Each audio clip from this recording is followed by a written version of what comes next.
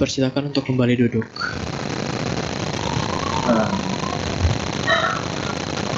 Kini tiba saatnya Biku Nipako untuk menyampaikan bimbingan Dhamma. Untuk itu, marilah kita membacakan Aradhana Dhammadesana bersama-sama yang akan dipimpin oleh pemimpin kebaktian. Sebelumnya kalau saya duduk di bawah sini, di belakang kelihatan nggak ya? Kelihatan ya?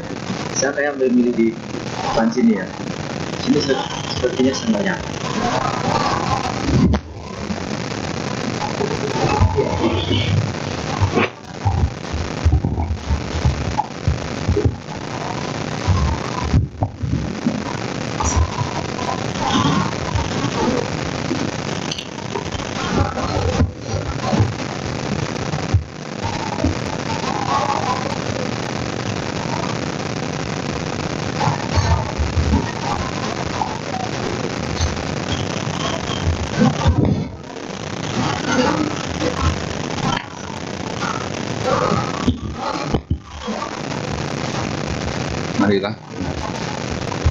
Marilah kita bersama-sama membacakan Aradhana Dhammadesana halaman 35.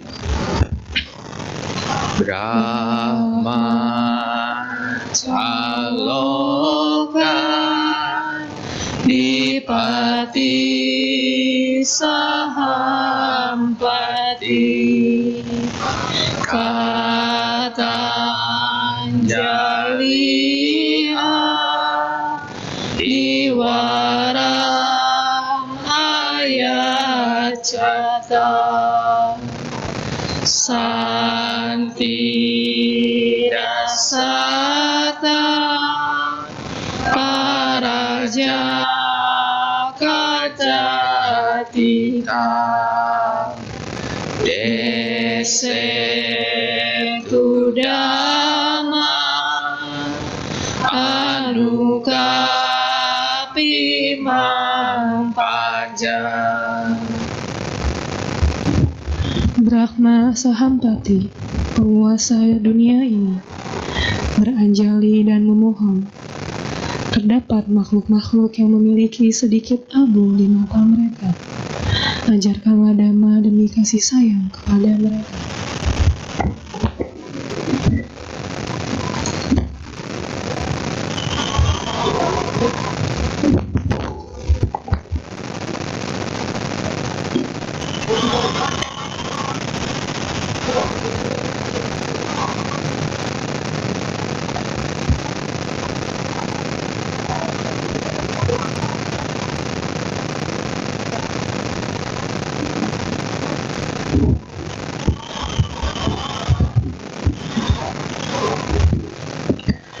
Namo tassa bhagavato arahato samma sambuddhassa. Namo tassa bhagavato arahato samma sambuddhassa. Namo tassa bhagavato arahato samma sambuddhassa. Kalena dhamma sawanang etamanggalamuttamati.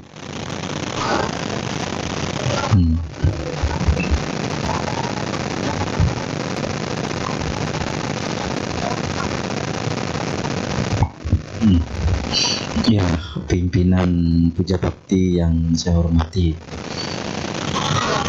para upasaka, para upasika yang berbahagia, dan Bapak Ibu saudara-saudari yang berbahagia, terpujilah Sang Buddha, Namo Buddhaya. Bagaimana kabarnya semua? Baik, sehat ya? Sehat. Ini sepertinya lagi musim corona. Misah-misah duduknya. Ya. Jadi pada kesempatan ini kita bersama-sama berkumpul di sini untuk apa? Untuk apa duduk di sini? Puja bakti. Benarkan dhamma. Apalagi Bapak Ibu semuanya, saudara-saudari, perlu nggak memiliki pertanyaan dalam dirinya masing-masing?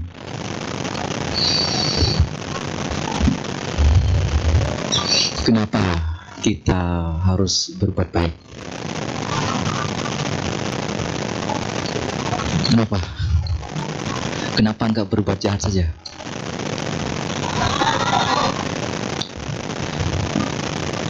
Kenapa nggak berbuat jahat saja?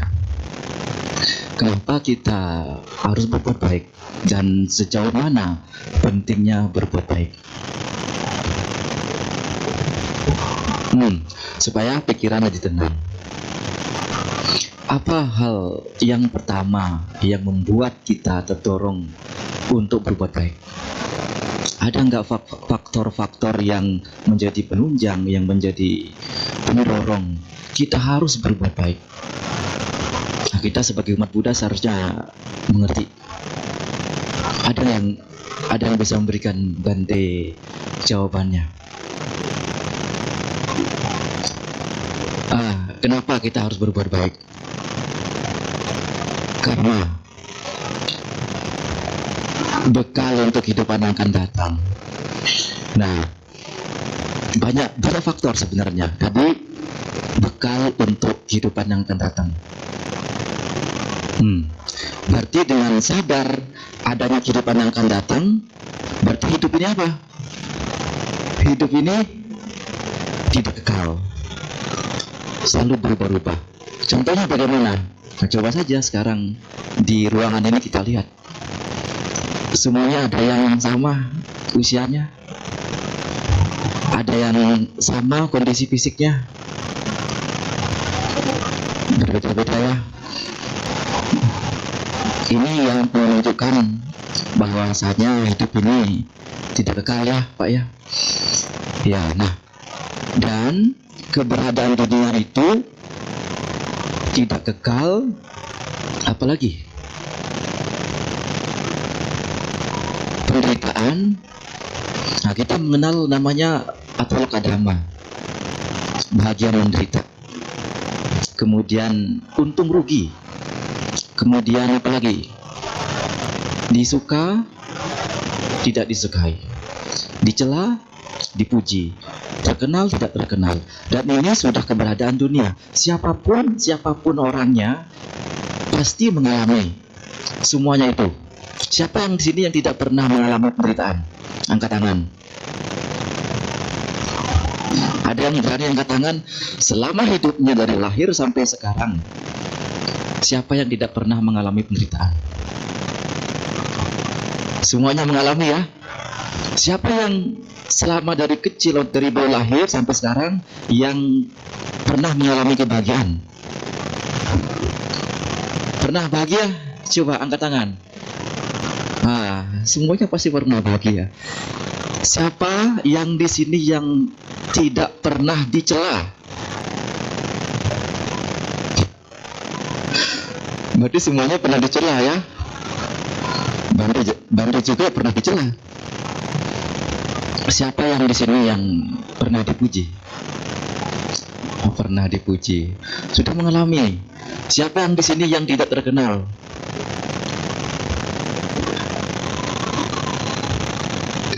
Siapa yang tidak terkenal? Terkenal kok. Terkenal kok. Siapa yang di sini yang punya kemansuran, yang pernah punya kemansuran entah itu di lingkungan keluarga, lingkungan masyarakat? Ya pasti pernah semua mengalami hal itu. Dan siapa yang di sini yang tidak pernah mengalami rugi?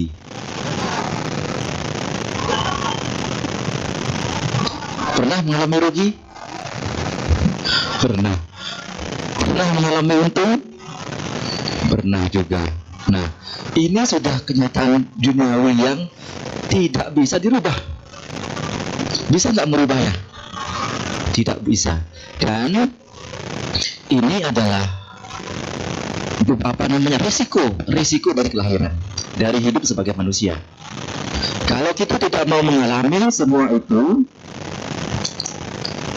caranya bagaimana? Berbuat baik juga masih dicela kok. Berbuat baik juga masih rugi kok. Nah, bagaimana caranya supaya kita tidak ketemu dengan Ataloka Dhamma ini, tidak dilahirkan lagi?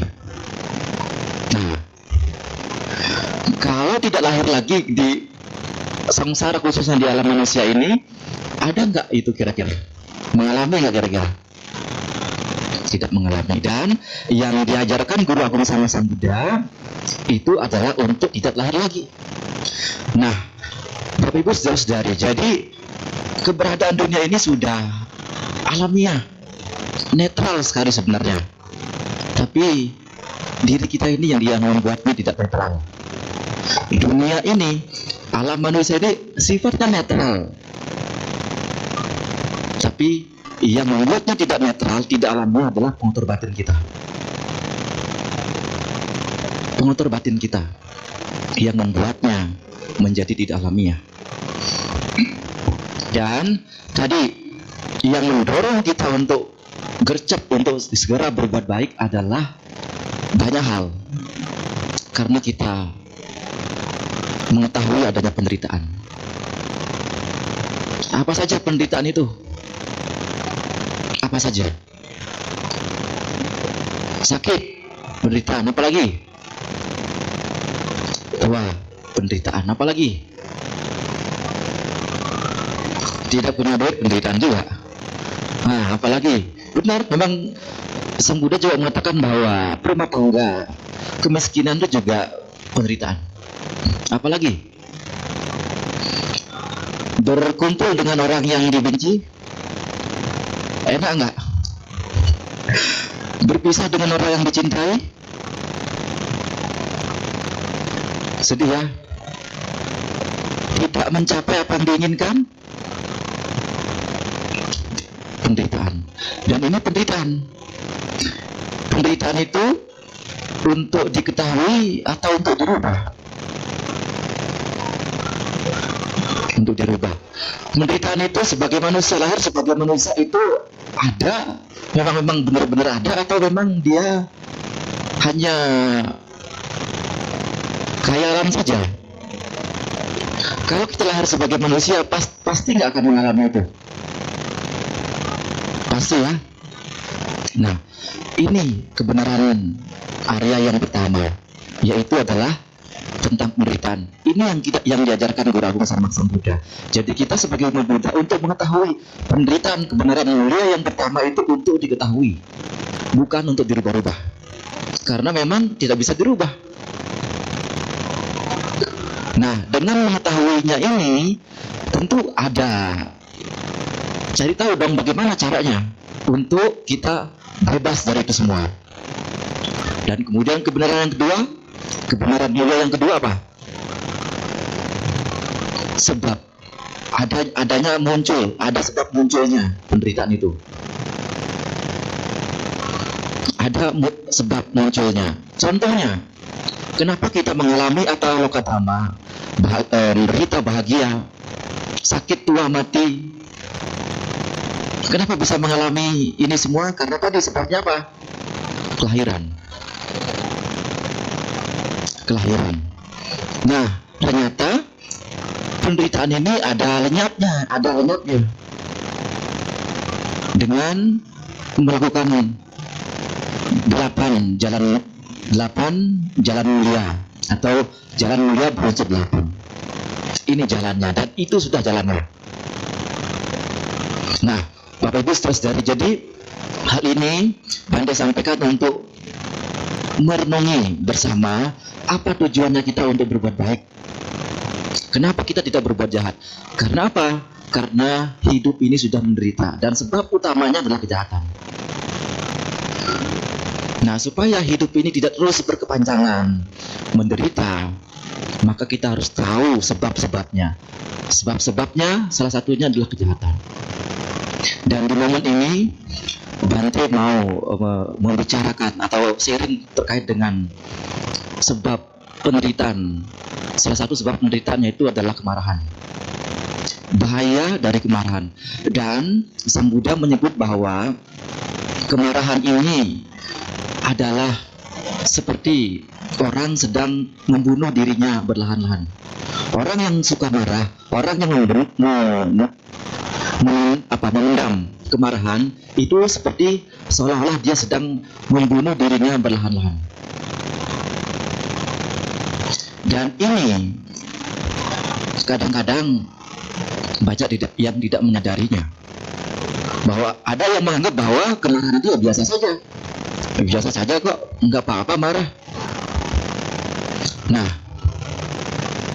di ajaran Sang Buddha dalam kitab Anguttara Nikaya namanya Kodama Sutta itu menjelaskan ada 7 poin yang berkaitan dengan kemarahan. Jadi Sang Buddha menjelaskan para biku atau biku ada 7 hal yang menguntungkan bagi seorang musuh yang sedang menghadapi orang yang suka marah, laki atau perempuan. Jadi hal-hal yang menguntungkan bagi kita ketika berhadapan dengan mereka, baik itu perempuan atau laki-laki yang suka marah. Jadi ini menguntungkan. Contohnya maksudnya begini, kalau ada orang yang benci dengan kita, ada orang yang tidak suka dengan kita, dendam dengan kita, ada untungnya. Ada 7 poin. Yang pertama adalah orang yang ditindas oleh kemarahan, orang yang ditindas oleh kebencian, ada doanya dia. Dia suka berdoa. Orang seperti ini suka berdoa. Doa yang pertama adalah, kalau orang ini yang ditindas oleh kemarahan, ditindas oleh kebencian, terbakar batinnya oleh kebencian itu, dia akan berdoa kepada orang yang dia tidak suka itu. Apa doanya? Semoga dia buruk rupa. Ini doanya yang pertama. Semoga orang yang saya tidak sukai, orang yang saya benci, orang yang saya dendam ini buruk rupa. Ini doanya orang yang suka marah itu. Dan untungnya bagi yang dibenci itu apa kira-kira? Dia terbakar oleh emosi kebencian, berdoa seperti itu. Dan walaupun orang yang ditindas tadi, ditindas kemarahan ini, walaupun dia tidur atau tidur di tempat yang nyaman, kemudian dia mandi, kemudian pakai wangian, pakai gaun, pakai pakaian yang bagus, kira-kira dia kelihatan cantik, ganteng atau buruk rupa? Kenapa kok bisa begitu? Karena sering marah. Nah, kira-kira yang buruk rupa itu siapa? Yang dia benci atau dia sendiri yang buruk rupa? Dia sendiri ya. Nah, jadi dia sedang mendoakan dirinya sendiri. Semoga dia buruk rupa. Tapi yang dia doakan dirinya sendiri. Ketika dia mengucapkan atau melontarkan kata-kata itu, bahkan memikirkan atau meniatkan pikiran seperti itu, dia sudah mendoakan dirinya sendiri menjadi orang yang buruk rupa. Itu yang doa yang pertama, orang yang tertindas oleh kemarahan. Kemudian yang kedua, orang yang tertindas oleh kemarahan, kebencian, dendam, terbakar oleh hal demikian, doanya nomor 2 apa? Semoga orang yang saya benci, orang yang saya tidak suka ini tidak tidur lelap. Wah, dia dengan semangat, dengan penuh kebencian berdoa untuk orang yang dibenci. Semoga dia tidak tidur lelap. Semoga dia begadang terus sepanjang malam. Terus dia seperti itu. Orang yang membenci ini dia tidur di tempat yang nyaman, di dipan yang bagus, tapi semalaman dia nggak tidur karena dia dibakar oleh kemarahan itu. Nah, siapa kira-kira yang tidak bisa tidur lelap? Orang yang dia benci ya santai-santai aja dong. Dia tidur aja santai, nggak peduli dengan apa yang orang lain bicarakan tentang dia. Tapi orang yang membenci ini terbakar oleh api kebenciannya, kemarahannya, akhirnya dia tidak bisa tidur lelap walaupun dia tidur di tempat yang nyaman. Karena apa? Karena kebakar oleh api kebencian itu. Siapa yang untung kira-kira? Yang membenci atau yang dibenci? Yang dibenci ya. Maka dari itu jangan terpengaruh. Untung sebenarnya kalau ada orang yang dendam dengan kita itu. Nah, kemudian yang ketiga, poin yang ketiga adalah dia berdoa lagi karena ditindas oleh kemarahan, oleh kebencian. Dia berdoa untuk orang yang dibenci, semoga dia tidak berhasil, pokoknya hidupnya gagal terus, hidupnya macet terus pokoknya. Nah, terus dia beraspirasi seperti itu terhadap orang yang dibenci. Tapi yang dibenci ini dia terus berusaha. Nah, dia cuman mengucapkan kata-kata seperti itu. Siapa yang tidak berhasil kira-kira? Nah, dia dengan setiap hari dengan batin yang terbakar oleh kebencian itu, dia sedang berusaha memunculkan rasa atau kondisi penderitaannya sendiri, sehingga apa? Keberhasilan pun tidak akan ada pada dirinya. Nah, ketika dia berusaha bisnis misalnya atau wirausaha, dia yang suka benci, suka dendam ini, ada nggak orang-orang yang mau berbisnis dengan orang seperti itu? Mikir-mikir ya. Nah, kemudian ada lagi poinnya, semoga tidak menjadi kaya. Semoga orang yang saya benci tidak menjadi kaya. Nah, jadi dia dengan kebenciannya terus mendoakan orang lain supaya tidak menjadi kaya. Dan dia tidak ada tindakan lain selain membenci. Tapi orang yang dia benci senantiasa berusaha tidak merespon apa yang musuhnya katakan. Kemudian doanya lagi adalah semoga dia tidak ada teman. Nah, kira-kira yang tidak ada temannya di sini siapa? Yang membenci ya. Nah, siapa yang mau dekat? Jangankan teman, keluarga, anak-anak yang di rumah itu, kalau misalkan ada orang tua atau mungkin mamanya atau papanya yang suka marah-marah, suka dendam, anak-anaknya kira-kira senang nggak di rumah? Nggak bakal senang, kabur. Nah, siapa yang nggak ada temannya? Tentu yang memiliki batin yang terbakar oleh kebencian, oleh kemarahan. Kemudian semoga dia kalau nanti mati terlahir di alam neraka. Ini doanya yang paling sangat-sangat. Ini doanya orang yang suka membenci seperti itu. Orang yang dendam itu doanya seperti itu. Semoga dia nanti kalau mati lahir di alam yang tidak bagus, alam neraka.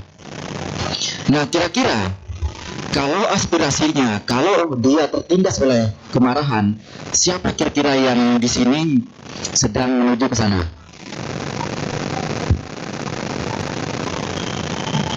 Siapa yang sekarang yang sedang menuju ke alam rendah? Yang memiliki batin yang membenci itu ya. Nah, inilah untungnya bagi kita yang dibenci. Orang yang suka dendam, suka benci dengan kita, sebenarnya dia sedang menuju alam-alam yang rendah. Inilah kejahatan yang bisa membunuh dirinya berlahan-lahan. Dan tidak hanya di dunia yang akan datang, bahkan di kehidupan ini saja dia sudah menderita dengan batin yang terbakar itu. Nah ini, jadi kalau kita Bapak Ibu Saudara-saudari tidak menyadari hal ini, kita dalam bahaya. Kemarahan itu adalah satu bahaya, bisa membuat kehidupan di dunia ini menjadi penuh penderitaan, bahkan ini mengarah ke alam-alam yang rendah. Guru Agung sama Sang Buddha mengatakan bahwa kalau makhluk lahir jatuh ke 4 alam rendah ini, untuk naik ke alam manusia itu sangat-sangat sulit. Sangat-sangat sulit. Apa 4 alam ini? Pertama, neraka. Kedua, apa kedua? Binatang. Yang ketiga, peta. Yang keempat, yang kelima apa? Manusia. Yang kelima manusia, kita berarti ini ya. Dan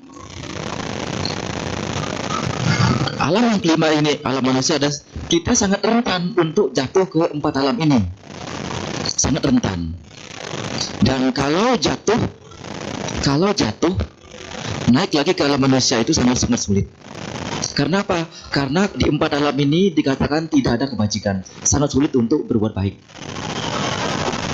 Dan kita sekarang sudah jadi manusia, mau turun ke alam ini, 4 alam ini. Dan ini alasan juga kenapa kita harus berbuat baik. Pintu 4 alam ini terbuka lebar. Tiketnya adalah kejahatan. Terbuka lebar. Siapapun yang mau masuk 4 alam ini, dan sangat mudah sekali untuk masuk 4 alam ini, mudah, dijamin. Tiketnya cuma satu, kejahatan, dan tidak melelahkan juga untuk mendapatkan tiket masuk 4 alam ini. Tidak melelahkan, gampang untuk didapatkan. Nah, siapa yang mau? Dan Sang Buddha juga mengatakan bahwa ketika lahir di 4 alam ini, naik ke alam manusia, untuk lahir di alam manusia itu sangat sulit.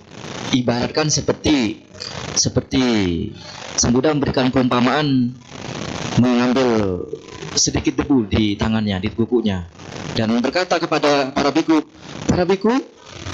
lebih banyak mana debu atau tanah yang di kuku saya ini, atau tanah yang ada di bumi?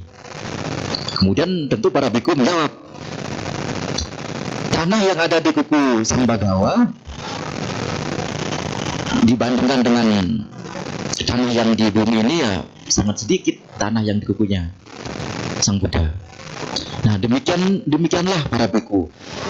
Makhluk yang lahir sebagai manusia itu seperti tanah yang ada di kuku ini.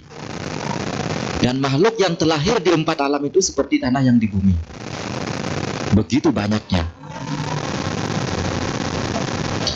Nah, dan secara biologi juga bisa dijelaskan sulitnya lahir sebagai manusia. Kalau tidak salah, sel sperma untuk membuahi sel telur itu, sel sperma itu sangat bermiliaran sel. Tetapi yang bisa membuahi cuma 1 sel sperma.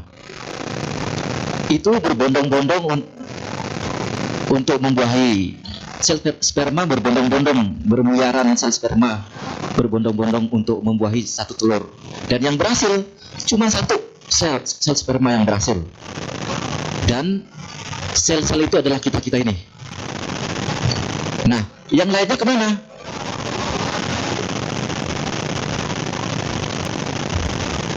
Belum berhasil. Nah, maka dari itu sulit lahir sebagai manusia. Dan secara biologi, secara spiritual pun demikian. Nah, Bapak Ibu Saudari, maka dari itu kita harus patut bersyukur. sekarang kita sudah lahir sebagai manusia dan sudah sampai usia saat ini. Kita sudah punya persiapan atau tidak? Dan kita sendiri yang akan memutuskan kita mau kemana. Mau lahir di alam yang rendah atau alam yang bahagia. Kita sendiri yang memilihnya. Tidak bisa orang lain yang mengajak kita, menuntun kita untuk lahir di alam-alam yang bahagia. Kita sendiri. Dan kita patut juga merenungkan, sekarang kita bersama-sama berkumpul di sini, saling bisa melihat satu sama lain, cepat atau lambat, mungkin besok, mungkin lusa, minggu depan, bulan depan, tahun depan, dan seterusnya. Di antara kita tidak akan pernah bertemu lagi. Dan mari bersama-sama untuk menyiapkan tiketnya ke alam-alam yang bahagia. Dan ingat, jangan pernah menyepelekan keburukan walaupun kecil. Karena walaupun kecil keburukan, kejahatan, itu bisa menyeret kehidupan kita ke alam-alam yang rendah. Kita sudah punya kesempatan lahir sebagai manusia, bertemu dengan Dhamma, bisa praktik Dhamma. Dan ini adalah tiket menuju ke alam-alam bahagia. Dan kapan mulainya? Sekarang ini. Ajaran Sang Buddha atau Buddha sendiri tidak bisa membuat orang itu suci, tidak bisa membawa orang ke surga, membawa makhluk itu lahir di surga.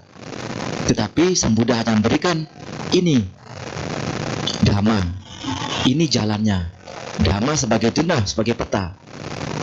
Dan kita sendiri yang harus berjalan dengan Dhamma sebagai pedoman. Maka dari itu Bapak Ibu Saudari, kalau mungkin saat ini masih punya kebiasaan memendam dendam, kebencian, harus dikikis. Kembangkan batinnya dengan nilai luhur, nilai-nilai bajik. Seperti hari ini datang ke wihara, ini adalah bentuk Bapak Ibu untuk menanam kebajikan, mengikis pengotor batin itu. Dan inilah kondisi kebahagiaan. Jadi ketika kita mau bahagia, kondisikan mulai dari sekarang. Kita masing-masing punya karma masing-masing yang nantinya kita akan nikmati. Dan kebajikan ini sebagai pedoman untuk terus bisa muncul di alam-alam yang baik, dan tentunya faktor untuk mencabut atau menghancurkan pengotor batin sehingga tercapainya kesucian. Kita semua punya potensi. Teruslah bersemangat di jalan Dhamma sebagai pedoman. Umur kita itu tidak panjang dan kita tidak tahu sampai kapan hidup ini bisa eksis. Memang kalau masih sehat, masih bugar begitu, seperti tidak mungkin kematian itu muncul. Tetapi inilah bentuk keberadaan dunia. Kita sampai dikasih berbagai macam kenikmatan duniawi sehingga seperti kekal. Hidup itu seperti kekal. Kebajikan sebagai modal kita. Mungkin itu yang bisa disampaikan. Semoga Bapak Ibu senantiasa punya penyadaran untuk terus berinovasi dengan memperbaiki hidup, memperbaiki cara hidup menjadi lebih baik. Semoga Bapak Ibu panjang usia, sehat selalu, dan semoga senantiasa punya kesempatan berbuat baik dan menjadi kondisi-kondisi kebahagiaan, bahagia duniawi dan juga bahagia kehidupan mendatang. Akhir kata, sapi sata Prabu Spitata, semoga semua makhluk berbahagia.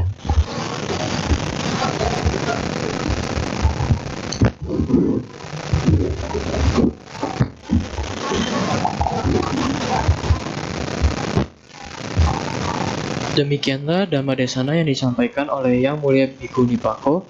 Kami menyediakan sesi tanya jawab untuk Bapak Ibu Saudara-saudari.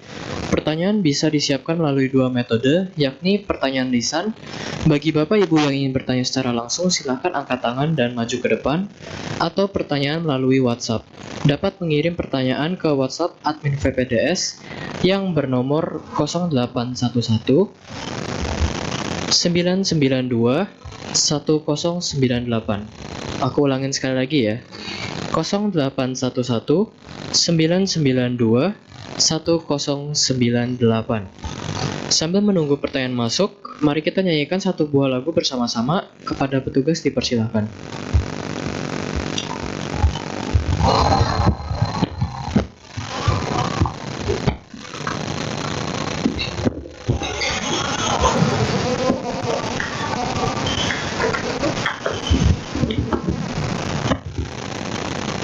Mari kita buka kembali buku tuntunan kebaktian kita pada halaman 80.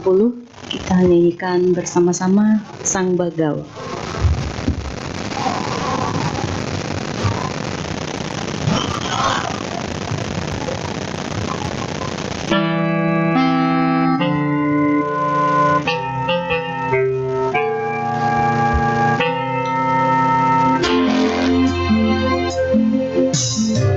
Sudahkah kita menemukan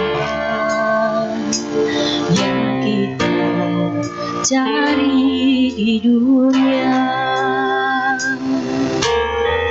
Harusnya kita menyadari Dialah Sang Bagawa.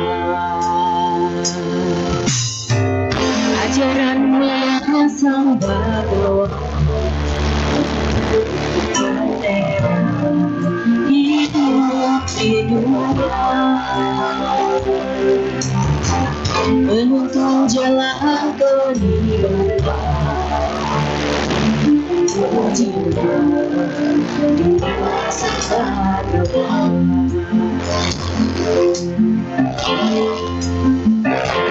Harusnya kita dapat mengerti hidup yang bukanlah mimpi.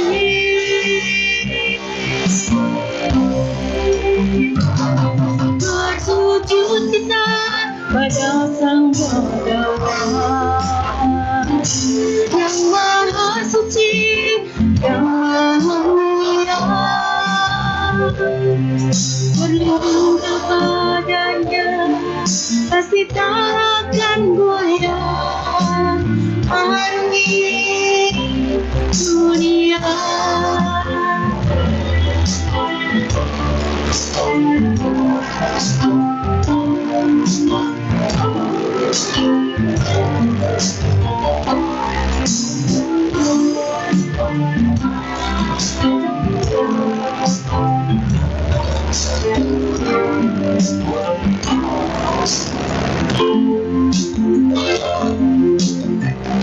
Ajaran mulia Sang Bagawa, lentera hidup indah, menuntun jalan kehidupan, pujian di masa depan.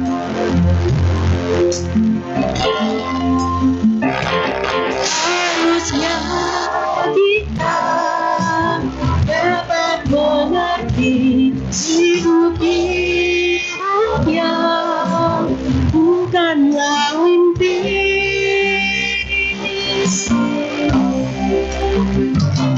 Bersujud kita pada Sang Bagawa yang Maha Suci, yang Maha Mulia. Berlindung kepadanya, pasti tak akan goyah. Arungi dunia. Bersujud kita pada Sang Bagawa yang Maha Suci,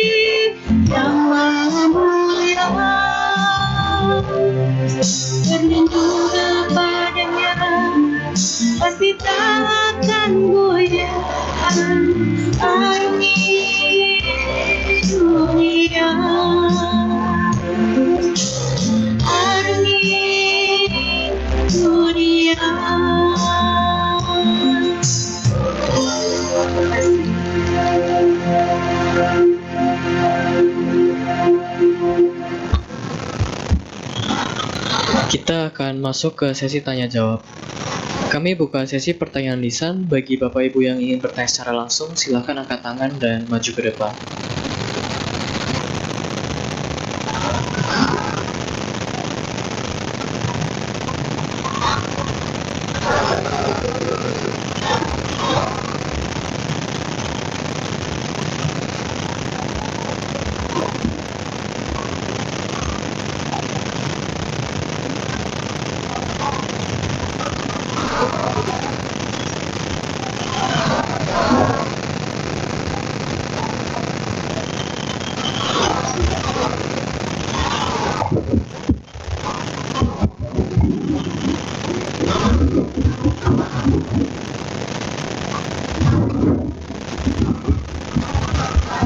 Sini, yang bisa ada. Oh, siapa? Oh.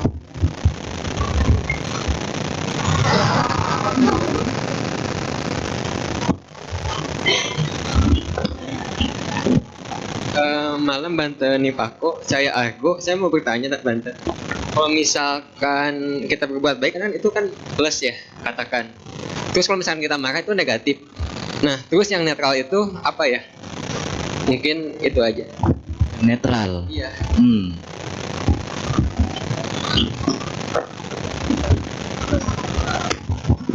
Iya.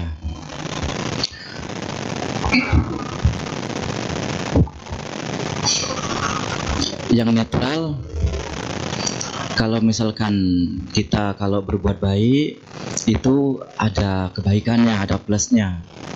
Kemudian kalau kita marah berarti negatif, ada keburukannya. Nah, yang netral bagaimana? Tidak ada perbuatan baik dan tidak ada kemarahan. Tidak marah, tetapi juga tidak berbuat baik. Ya, jadi di sini adalah seperti misalnya kita menjaga sila pertama, menjaga sila, kita menjaga sila, tidak membunuh misalnya, tidak membunuh. Di sini dengan tidak membunuh sini netral, kita hanya menjaga saja.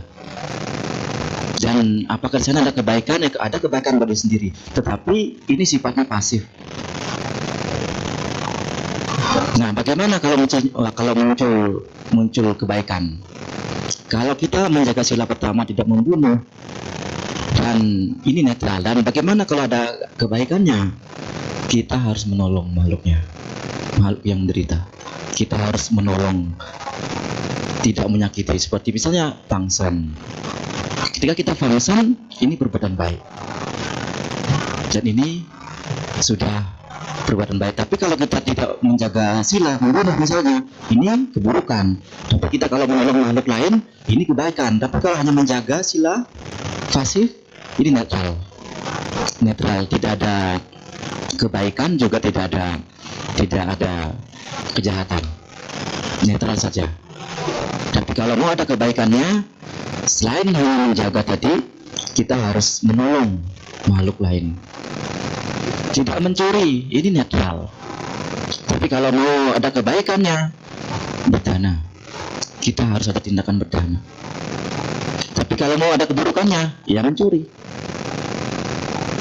Nah, tapi kalau kita hanya menjaga diri untuk tidak mencuri, itu netral saja sebenarnya. Tapi kalau mau ada kebaikannya, ada perbuatan baik, karena baik di sana, kita harus mampu berdana, memberi, mengembangkan kemurahan hati, kedermawanan kita. Jadi ini adalah bentuk aktifnya. Tapi kalau hanya menjaga, itu netral saja. Tidak ada keburukan, tidak ada juga kebaikan.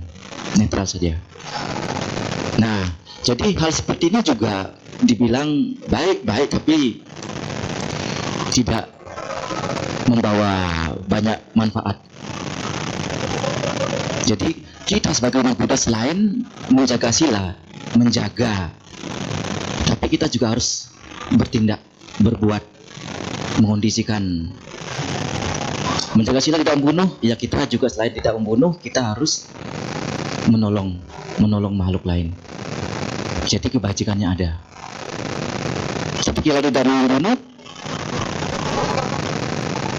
hanya menjaga saja, ya itu baik juga, baik, tetapi ya tidak banyak membawa manfaat. Ya, netral. Ya, ya kurang lebih seperti itu. Nanti pengertiannya bisa masing-masing. Tapi di sini Bante menyampaikannya seperti itu, netral dan tidak ada kebaikan, tidak ada keburukan, seperti menjaga sila. Hanya menjaga saja, tidak ada, kalau tidak ada kebaikannya, tidak ada pertolongan, tidak mau menolong, jadi hanya menjaga saja. Kalau mau tidak ada keburukannya, tidak membunuh, hanya menjaga saja. Ya, kurang lebih seperti itu ya. Nah.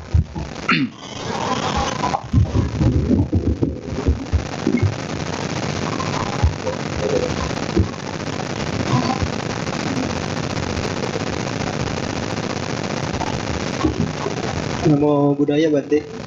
Budaya. Izin bertanya. Tadi sore sih barusan ngobrol sama orang tua mama.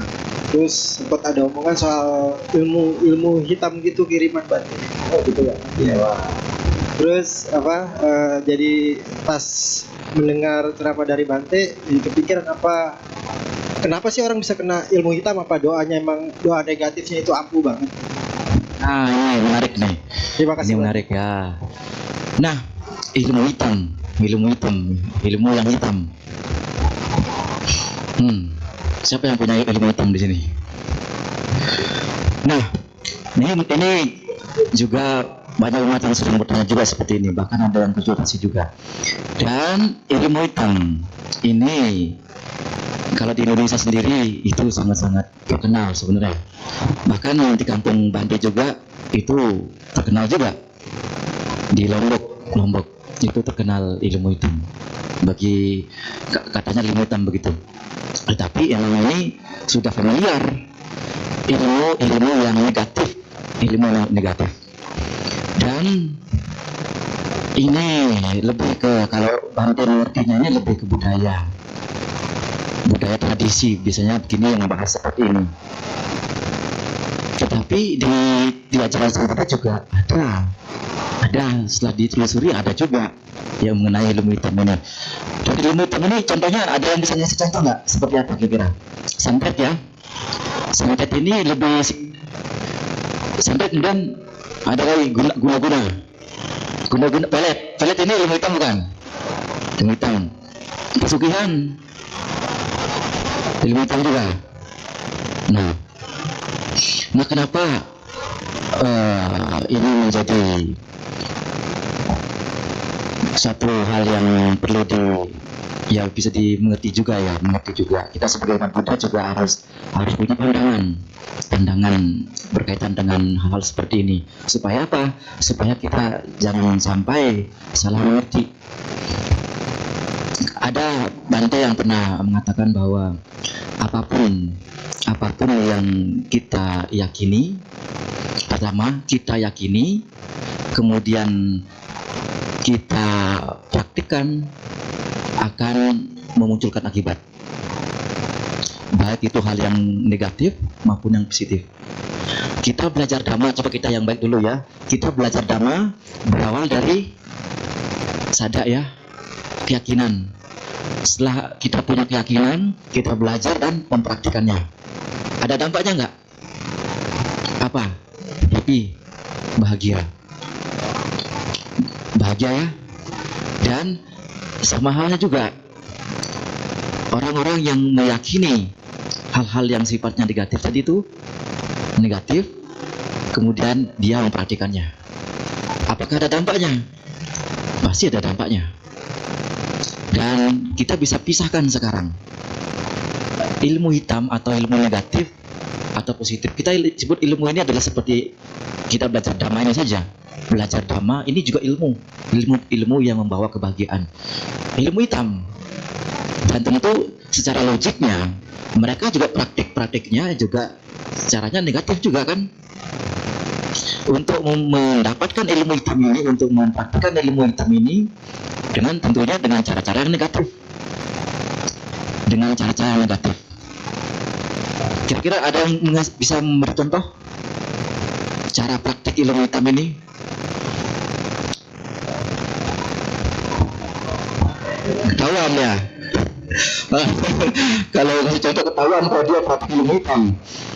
Nah, tetapi tentu kalau yang Bante tahu terkait dengan tradisi begitu, mereka katanya mengadakan sembahyang, kemudian membuat altar, mungkin ada apa nih, pocongnya, ada apa lagi, perlengkapan pokoknya yang berkaitan dengan sajen. Makhluk-makhluknya di sini juga unik juga nih. Makhluk yang dipakai untuk puja di sini juga lebih condong ke makhluk-makhluk yang alam rendah. Makhluk-makhluk, jadi objek puja, patung atau mungkin patung atau apa itu, mereka menggunakan makhluk-makhluk alam rendah. Yaitu setan, bentuknya pokoknya setan gitu ya. Nah, ini dan ilmu hitam melirik. Dan memang kalau di kampung saya tradisinya itu orang-orang bilang kalau sakit begitu karena santet. Saya tidak meyakini, tapi kadang sedikit percaya. Percaya kenapa? Karena berapa tahun yang lalu itu orang meninggalnya sama begitu. Sakitnya sama. Biasanya sakit perut itu sampai besar perutnya. Dan itu tetangga saya meninggal sampai banyak yang meninggal tuh cara meninggalnya begitu, perutnya besar. Dan katanya kalau dicek ke rumah sakit itu tidak ada apa-apa katanya. Tetapi kalau dicek di orang pinter, nah ini ada apa-apanya. Ada kena macam-macam. Ilmu hitam. Nah, di sini kalau dijelaskan secara mata kurang tahu bagaimana bentuknya ilmu hitam ini. Tapi yang paling jelas adalah ini ilmu yang negatif dan praktiknya negatif. Dan kira-kira Bapak Ibu meyakini nggak atau hanya percaya tentang ilmu hitam ini? Percaya atau yakin? Beda ya, percaya sama yakin itu beda. Nah, kalau menurut Bante sendiri, pandangan Bante, dan bahkan orang tua sendiri, Bante sendiri lebih condong ke sana, lebih tahu yang ilmu hitam itu ketimbang Budi sendiri. Orang tua saya kalau sakit itu ya batuk atau apa, demam dikit, katanya disantet orang, dibikin orang gini. Tapi kalau saya pikir, masa iya sih? Tapi karena pengertiannya sudah seperti itu, batuk dikit, demam dikit, makanya lebih suka nyari yang orang-orang pintar ketimbang ke rumah sakit. Nah, kalau pandangan saya sendiri berkaitan dengan ilmu ini, yang pertama adalah tentu orang yang senang, suka dengan ilmu ini adalah orang-orang yang tidak suka dengan kebaikan. Yang senang dengan ilmu ini adalah orang-orang yang tidak suka kebaikan. Jadi apa yang dia suka jadinya? Yang dia suka adalah perbuatan yang buruk. Berdoa itu tadi. Orang yang mau menyantet tentu kan doanya seperti tadi. Semoga dia bisnisnya bangkrut, semoga dia cepat mati, semoga dia macam-macam lah. Nah, apa dasarnya? Benci ya, dendam ya. Nah, apakah ada pengaruhnya? Ada. Secara pikiran ada pengaruhnya. Dan kalau menurut saya sendiri berkaitan dengan ilmu yang seperti ini, yang disebut ilmu negatif atau ilmu hitam ini adalah ini hanya berkaitan dengan pikiran, dan itu hanya trigger saja. Itu trigger. Maksudnya trigger apa? Jadi orang-orang yang misalnya praktik ilmu seperti itu, suka dengan hal seperti itu, kemudian mungkin ditujukan kepada orang lain, beraspirasi seperti tadi, semoga orang ini meninggal, semoga orang ini susah, buruk rupa, dan lain sebagainya, karena dia adalah sukanya yang hal-hal yang buruk, dan ini trigger, hanya trigger. Dan kok bisa kena? Kenapa kau bisa kena ya? Kenapa kau bisa kena? Nah, yang harus dipertanyakan adalah kita sendiri masing-masing. Kita sendiri. Kita di dalam Dhammapada itu adalah bunyinya pikiran adalah pelopor, pikiran adalah pencipta. Bapak Ibu tahu ini frekuensi radio? Tahu ya? Kalau kita misalkan muter radio mau cari lagu yang bagus, suaranya kita puter sampai nanti frekuensinya cocok. Kalau sudah cocok, bunyinya bagus ya. Nah, pengertian saya berkaitan dengan yang seperti ini itu sama. Jadi kalau ada orang lain yang benci kita, mungkin dia melakukan berbagai macam cara untuk melukai kita. Entah itu mungkin dengan puja-puja dan lain sebagainya.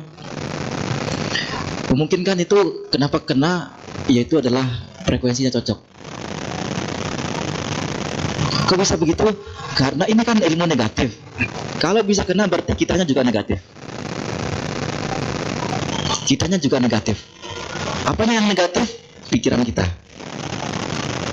Kalau kita pikirannya negatif, suka benci juga, suka dendam juga, suka berbuat jahat juga, kira-kira cocok nggak ini dia? Cocok ya? Nah, jadi orang yang pikirannya buruk tentu susah untuk tenang. Dia benci, dendam, terbakar oleh keburukan. Kemudian kalau ada trigger, misalnya trigger dari luar, orang lain membenci dia, dan dia juga orang yang suka benci juga, bagaimana kira-kira yang terjadi? Cocok dan bisa saling membenci.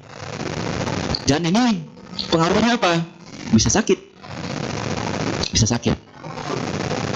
Dan itu yang dikatakan kena mungkin. Akhirnya apa? Menderita.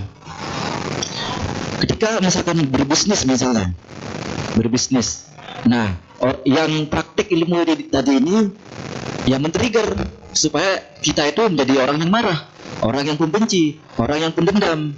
Akhirnya apa? Dengan batin kita, pikiran kita dikuasai oleh kebencian itu, akhirnya kita tidak fokus dengan bisnisnya.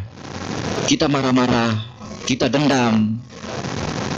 Akhirnya bisnisnya terlantarkan. Akhirnya beneran bangkrut jadinya. Ini menurut Bante sendiri, trigger kalau berkaitan dengan pikiran. Kalau dipercaya apakah itu ilmu hitam? Ya, ilmu hitam itu ilmu jahat, maksudnya perbuatan jahat yang dipraktekkan.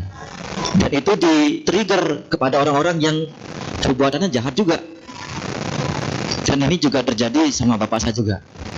Bapak saya di rumah itu sering sakit-sakit, tapi dia tidak percaya dokter. Pokoknya ini sakit saya ini ada yang ngirim pokoknya sebutan begitu. Katanya nemu apa kayak di dekat rumah, nemu ini tuh banyak, nemu barang-barang goib lah katanya. Akhirnya selama berapa bulan itu tidak sembuh-sembuh. Dan obat sudah banyak obat yang dimakan.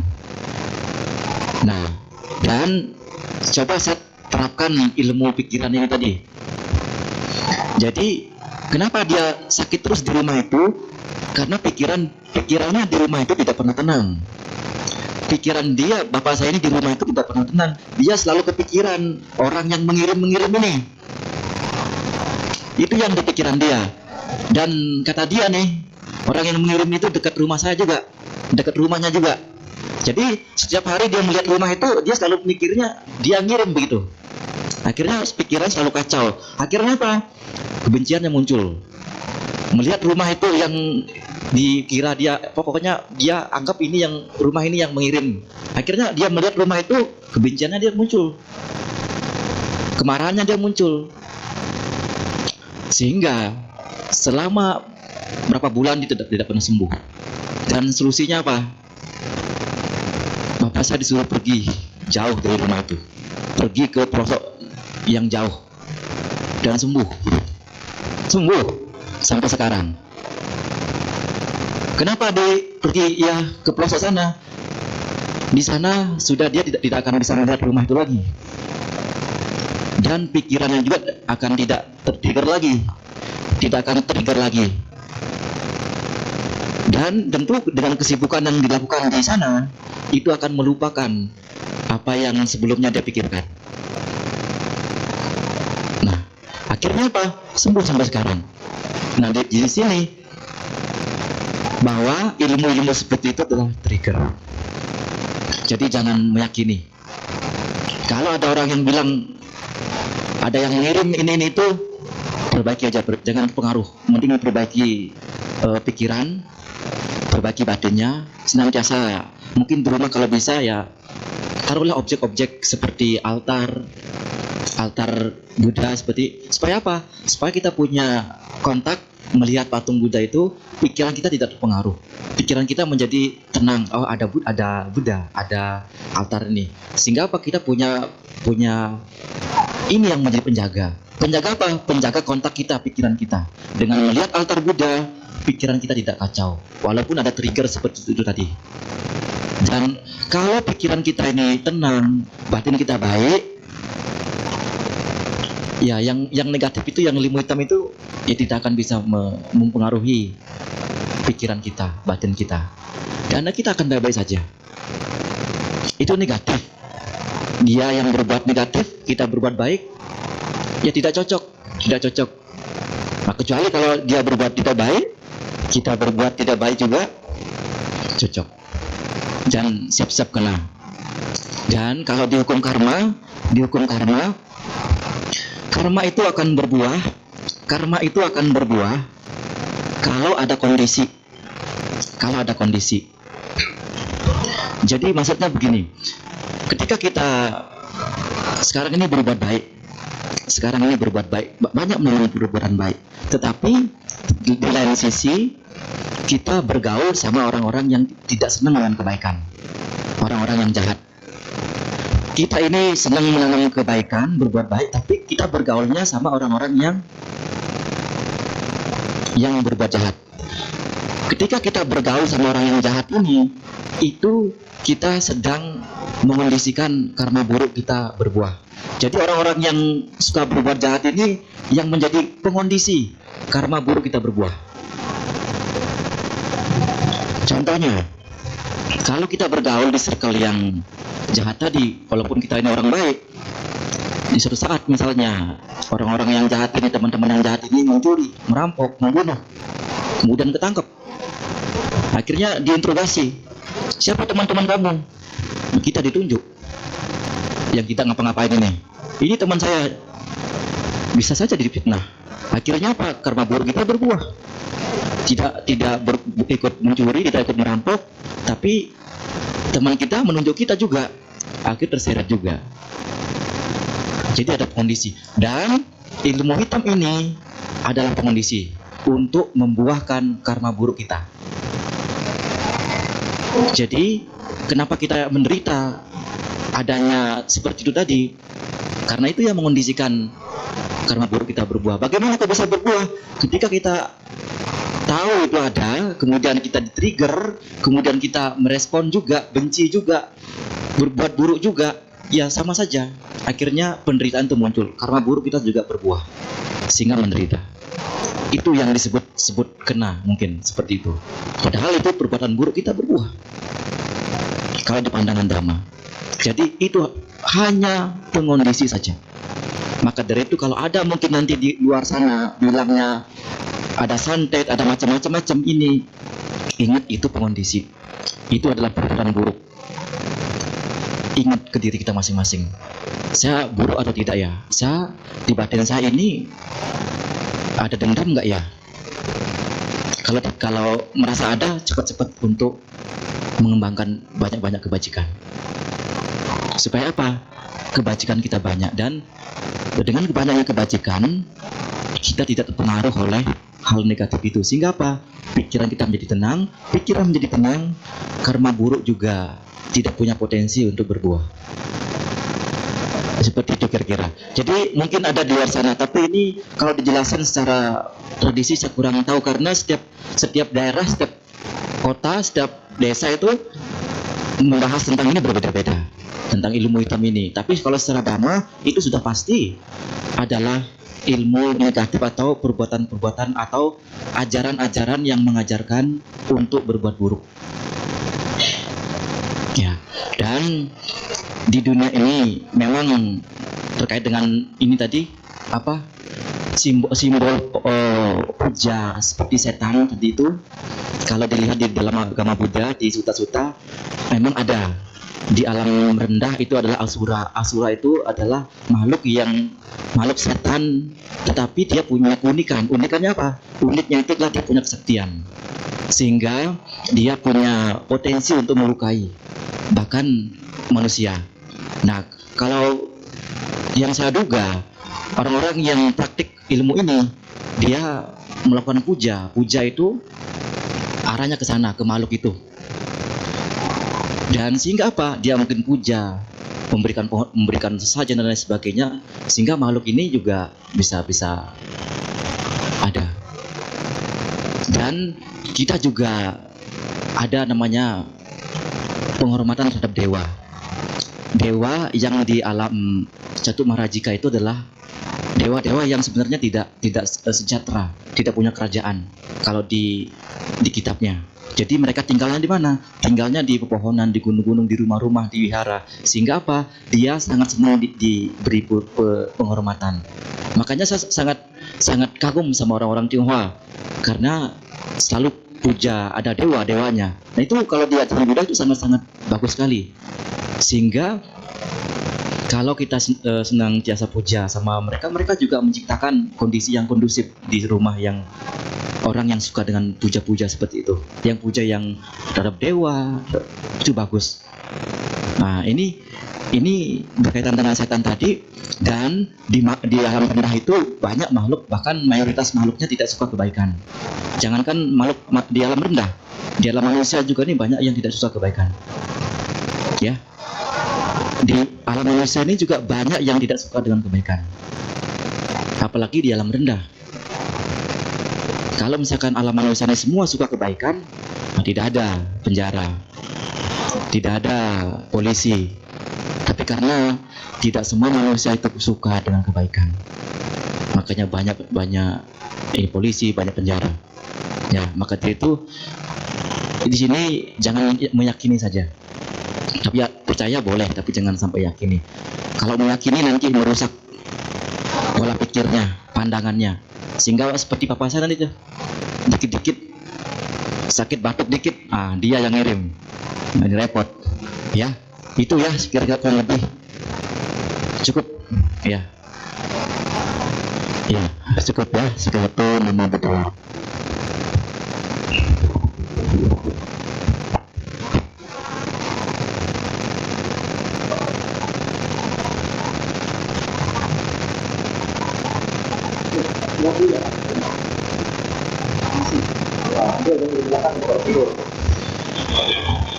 Nggak apa-apa ya, dengar suara saya tidur nggak apa-apa.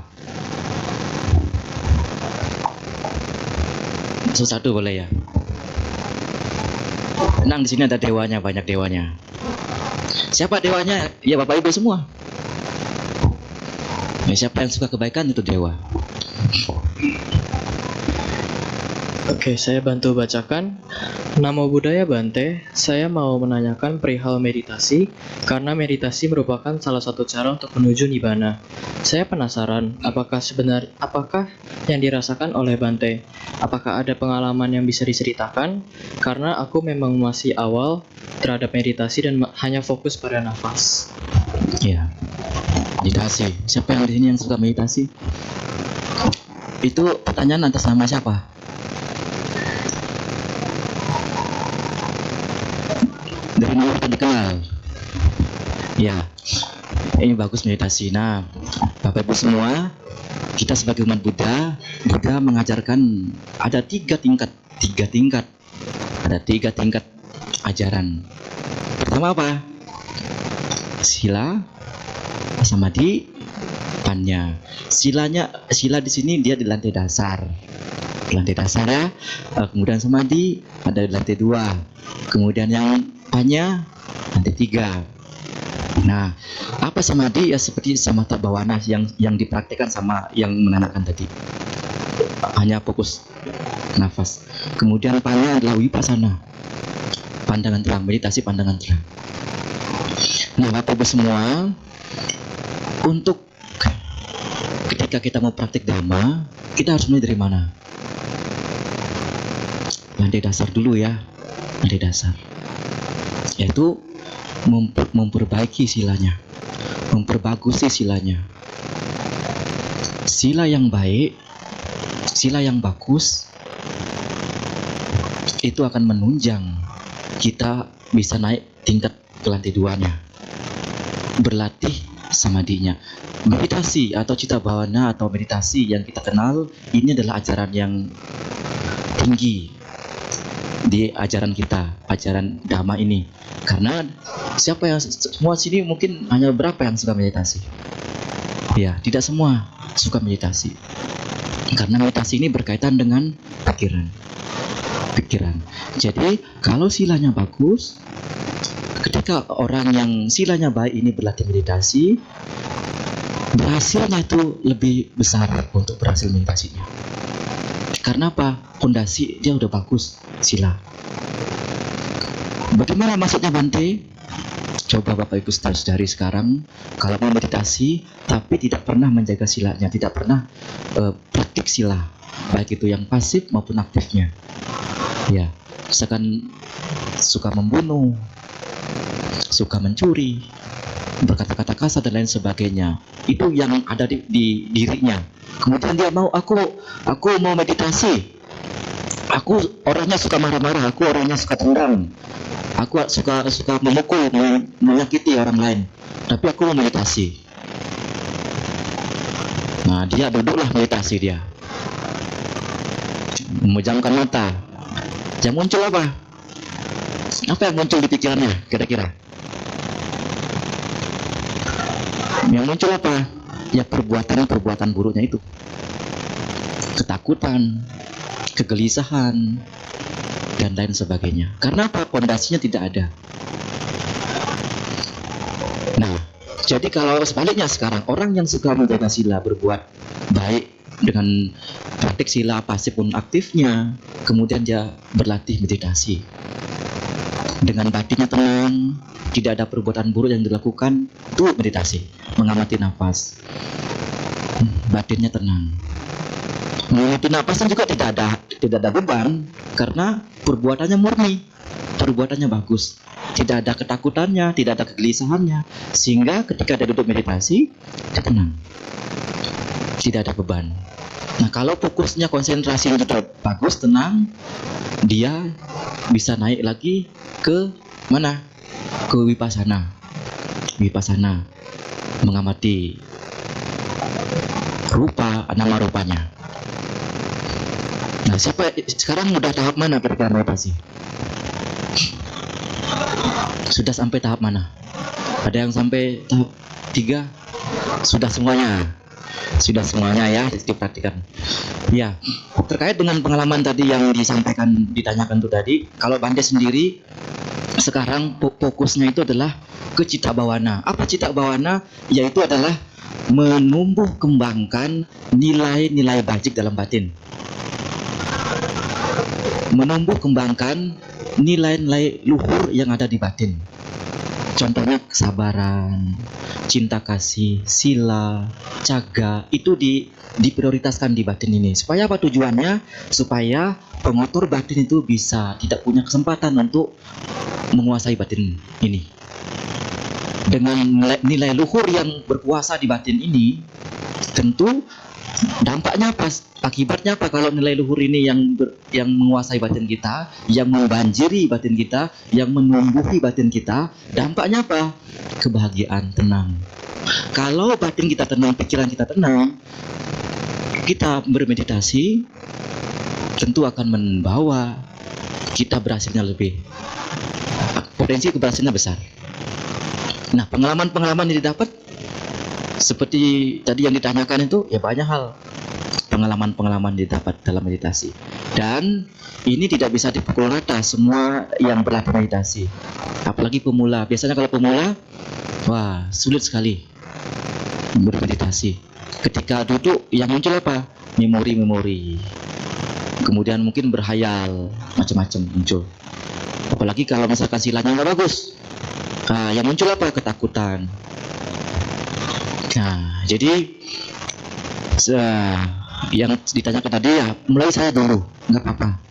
Yang penting silanya diperbagus, diperbaiki, dijaga, dikembangkan. Kemudian perbuatan baik dilakukan. Banyak perbuatan baik yang bisa dilakukan. Kalau batinnya dikuasai oleh nilai luhur, nanti ini akan menjadi pondasi yang kokoh, kuat untuk praktik ajaran Buddha yang lebih tinggi, seperti samadhi maupun vipassana. Dan tentu juga sang Buddha sendiri kan untuk menjadi Buddha harus menyempurnakan parami. Parami ya, 10 parami ya. Salah satunya apa? Sila. Dana yang pertama, kemudian sila. Ini nilai luhur. Jadi sang Buddha, Bodhisatta dulu ketika praktik parami ini tidak tanggung-tanggung, bahkan nyawanya sendiri juga didanakan oleh beliau. Ya, saking tekad untuk menjadi Buddhanya. Nah, kita bisa untuk mengembangkan nilai luhur ini. Untuk modal untuk menjadi faktor pendukung ketika berlatih meditasi. Jadi, poinnya adalah pengalaman itu, baik buruknya pengalaman dalam meditasi itu nanti banyak susah ditebak bagaimana pengalamannya ya. Kalau saya pribadi, pengalamannya tentu ada yang buruk, ada yang negatif. Nah, yang buruknya kenapa? Karena ketika meditasi dalam keadaan yang kurang fit badannya, fisiknya, kemudian tempatnya juga nggak bagus, nggak mendukung. Akhirnya pengalaman dalam meditasinya juga nggak bagus. Nah, kemudian yang paling membuat pengalaman kita nggak bagus dalam meditasi adalah pengetahuan kita tentang Dhamma, tentang ajaran guru sama sang Buddha. Jadi perhati sangat penting, perhati. Kalau mau meditasi, benar-benar mau menjadi meditator, harus benar-benar mengerti meditasi itu seperti apa. Itu ada dalam agama Buddha sendiri ya. Karena meditasi itu luas. Bahkan yang non-Buddhis juga banyak yang praktik meditasi. Dan beda dengan ajaran guru sama sang Buddha dalam menjelaskan meditasi. Dan meditasi di sini tugasnya, khususnya pandangan terang vipassana, tugasnya untuk mencopot, menghancurkan pengatur batin kita. Sila tugasnya apa? Kita praktik sila tugasnya untuk menghancurkan pengatur batin kita yang kasar, yang masih kasar. Apa yang masih kasar yang bisa kita lakukan? Perbuatan buruk yang masih kita lakukan. Seperti membunuh, menyakiti, itu adalah perbuatan buruk yang kasar. Tapi ada yang halus sekali, bahkan seperti tidak ada, tapi ada. Contohnya perbuatan dari pikiran. Ada orang yang kelihatannya itu tidak kasar, dia baik-baik saja. Dia juga melayani orang lain juga bagus. Tetapi ketika di-trigger sedikit, dia langsung meledak loh. Langsung marah-marah. Nah, ini kilasa yang halus sekali. Kadang dia muncul kalau di-trigger.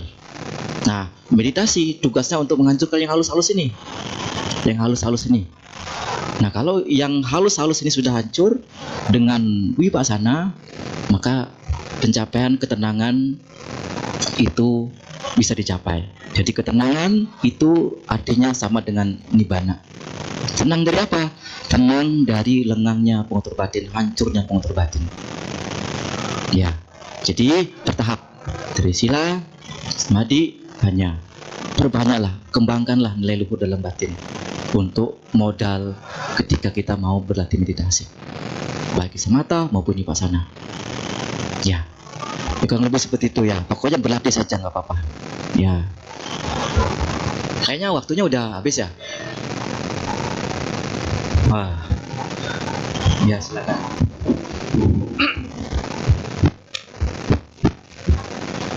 Namo Buddhaya Bante, saya bantu bacakan untuk pertanyaan kedua. Namo Buddhaya Bante, apakah berbuat baik dengan tujuan untuk memupuk karma baik sendiri, bukan tujuan utama untuk menyelamatkan makhluk lain, itu termasuk masih adanya aku atau atta, dan malah mengembangkan keakuan? Iya. Nah, ini juga bisa menjadi faktor munculnya pengatur batin. Jadi kita sebagai umat Buddha, Bapak Ibu saudara harus terampil dalam berbuat baik, baik itu dana, sila dan sebagainya. Contoh yang paling sederhana adalah dana. Orang berdana itu banyak aspirasi, banyak tujuan. Ada yang berdana, semoga aku dapat lebih banyak, aku memberi ini, semoga aku menjadi happy, menjadi bahagia. Aku memberi ini, semoga aku aku kaya, bisnisku lancar, maka aku memberi ini. Banyak aspirasinya orang berdana. Nah, jadi bisa kalau misalkan kita berbuat baik dengan kepentingan kita sendiri, ya kita kembangkan adalah ditiknya, pandangan kelirunya tentang aku. Kalau kita terus begitu, ya nanti kita menjadi aku, menjadi diktinya semakin berkembang, kuat. Nah, kalau dalam hal kebajikan, aspirasi yang paling bagus, yang paling dianjurkan adalah semoga dengan aku memberi, kilesa-kilesaku hancur, kebencianku hancur, keserakahanku hancur. Ini aspirasi yang bagus. Sehingga apa? Nah, kalau dengan aspirasi seperti ini, kita jarang kecewa, bahkan mungkin tidak akan kecewa. Tapi kalau misalkan aku berdana makanan yang banyak ini, ayam 1 gepok ini, saya danakan kepada Bante, supaya aku lebih kelihatan wow lah, kena berdana. Karena dia tunggu, dan ayamnya nggak dimakan sama Bantenya. Apa tuh yang terjadi? Akhirnya ayamnya nggak dimakan sama Bantenya. Apa yang terjadi? Kecewa. Aku. Nah, inilah akhirnya yang berkembang apa? Pengatur batinnya. Kebajikan niat awalnya tadi, kebajikan mau berdana, rusak gara-gara itu. Aku itu. Kebajikan jadi rusak. Jadinya inferior, kebajikannya kecil. Tapi beda kalau misalkan aku dana ayam segepok, ayam 1 bakul ke Bante atau siapapun dengan tujuan supaya kemelekatan ini hancur, keserakahan ini hancur, dan apapun yang terjadi silakan, dan ini sudah, kalau saya serahkan sudah bukan milik saya. Ya sudah, mau dimakan atau tidaknya terserah, itu udah bukan hak saya. Dan tidak ada kecewa karena tujuannya apa? Menghancurkan kemelekatan. Udah tidak melekat. Dan ini tentu akan berbeda dampaknya dengan niat yang awal tadi. Ini akan jauh lebih menenangkan, dan karma baiknya juga besar, superior. Nah, jadi harus terampil. Ini kebajikan. Kalau parami itu beda lagi.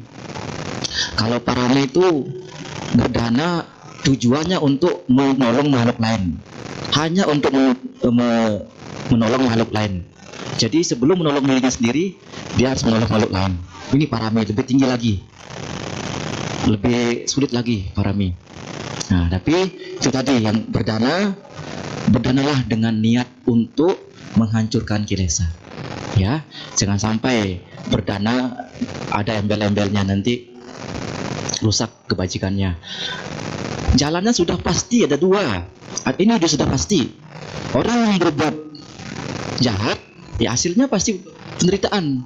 Orang yang berbuat baik, ya pasti kebahagiaan. Dan untuk supaya kebahagiaan itu benar-benar dirasakan dengan begitu bangga, maka terampillah untuk berbuat baik. Jangan berbuat baik karena ada tujuan pribadi, ada embel-embelnya. Ini karena apa? Ini adalah bentuk perbuatan baik yang didasari oleh pengotor batin. Nah, yang kebajikan sedikit tapi keburukannya yang besar. Berdana, silakan berbuat baik, ya. Seperti itu ya kira-kira ya. Nah.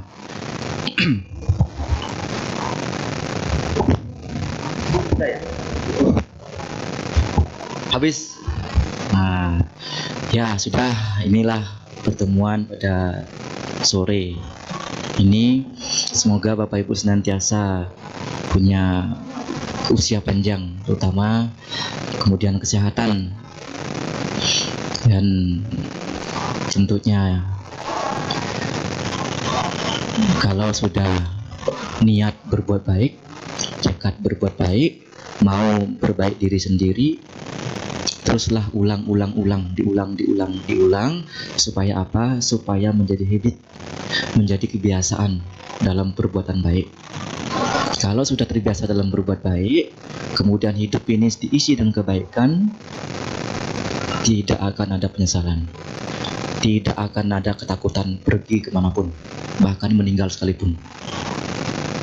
Bagi orang yang kebajikannya banyak, sering berbuat baik, tentu bekalnya banyak, dan dia pergi, dan dia kemanapun tidak akan pernah takut, karena tahu bahwasanya manfaat dari kebajikan itu adalah kebahagiaan.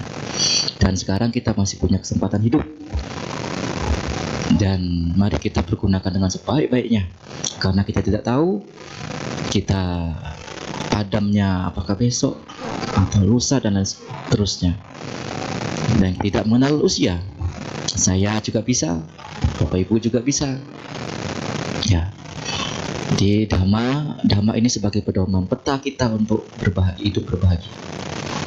Akhir kata, sabda sata bawandus kata, semoga semua makhluk berbahagia.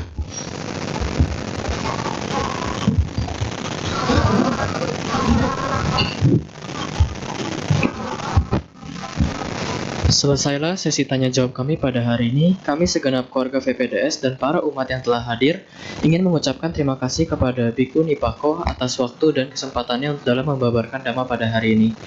Umat dipersilakan untuk bangkit berdiri dan bersikap anjali dikarenakan